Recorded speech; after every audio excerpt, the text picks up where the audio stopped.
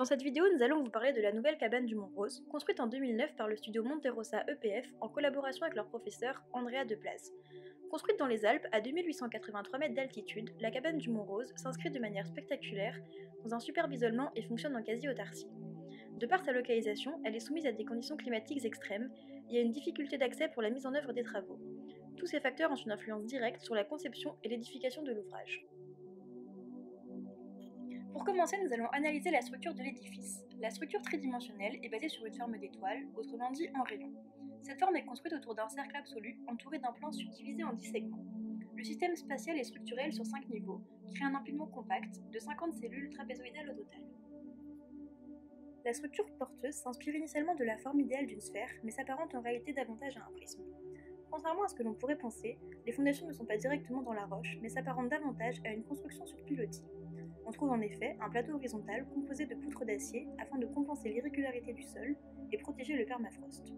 Sur cette semelle centrale viennent s'appuyer 10 poutres soutenant la première base en étoile, elle-même en acier. Cette méthode a permis d'utiliser peu de béton dans les fondations.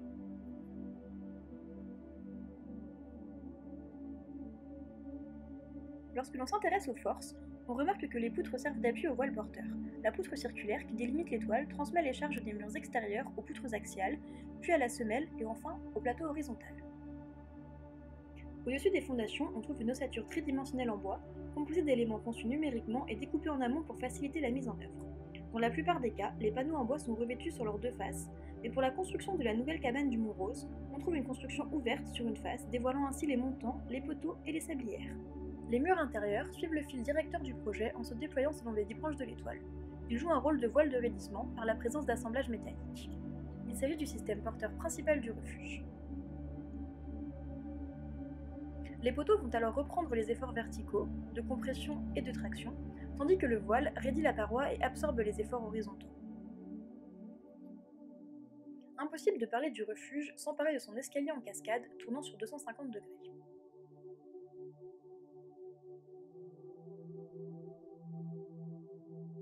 Il traverse les murs axiaux et empêche la reprise verticale des charges, ce qui affaiblit l'effet de contreventement. Ces facteurs peuvent générer un conflit structurel, c'est pourquoi cet affaiblissement est compensé par le voile du côté opposé.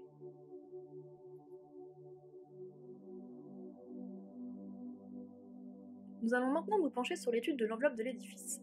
L'idée principale était de pouvoir offrir un volume maximum au refuge tout en utilisant une enveloppe minimale afin de limiter les pertes de chaleur.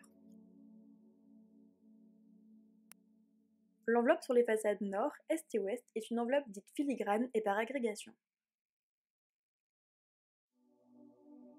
En effet, le gros œuvre en bois est recouvert d'une isolation thermique de 30 cm, et au-dessus on trouve une fine peau ventilée en aluminium brut.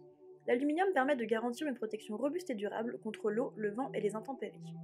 Les lais de tôle sont assemblés à joints debout en double serrage. Sur les trois faces, on note la présence de mini-baies placées aléatoirement, ainsi qu'une incision en forme de spirale qui entoure l'édifice, formant une visière autour de l'étage principal et soulignant la cascade de l'escalier. L'enveloppe de la façade sud contraste avec le reste du bâtiment par sa forme carrée recouverte de panneaux photovoltaïques.